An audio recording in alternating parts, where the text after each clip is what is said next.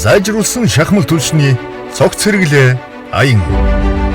Утаагүй, угааргүй, ухаалаг хэрэглэе.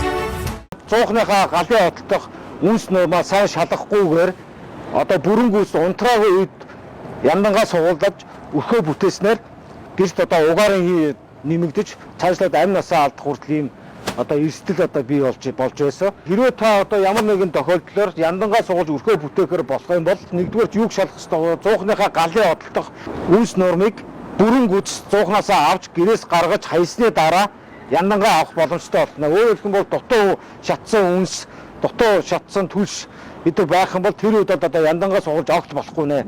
Ингэх юм бол та угаартах одоо бүрэн эрсдэлд орно гэсэн үг. Заавал одоо яндангаа бороо орсон үед одоо өрхөө бүтээж яндангаа суулгахгүй арга гэх юм бол та бүхэн энд одоо гадар одоо элбэг байдаг юм бороо усны юм тооны юм хамгаалагчийг та бүхэнд хэрэглэж болно.